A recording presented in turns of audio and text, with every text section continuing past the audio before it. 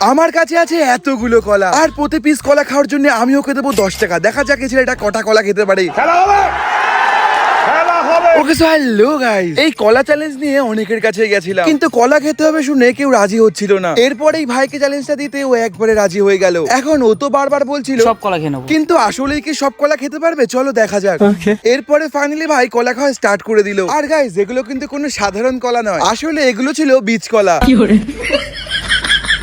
এখন দেখা যাক ভাই সব কটা কলা খেতে পারে কিনা। এই ভাই যে স্পিডে কলা খাচ্ছিল দেখে বোঝা যাচ্ছিল ভাই আমার কলা লাভার। না মানে ও এত স্পিডে কলা খাচ্ছিল যে মাঝে মাঝে কলার সাথে কলার খোসা পর্যন্ত খেয়ে নিচ্ছিল। ও দেখি একের পর এক কলা খেয়েই যাচ্ছে, আর আমি ওকে দিয়েই যাচ্ছি। আমি তো ভেবেই নিয়েছিলাম এখানে সব কলাও খেয়ে নেবে, কিন্তু ও তো দেখি মাত্র 10টা কলাতেই ফুল স্টপ হয়ে গেল। সো গাইস ফাইনালি কিন্তু ও 10টা কলা খেয়েছে, সেই জন্য ও পেয়ে যাচ্ছে আমার তরফ থেকে 100 টাকাটা।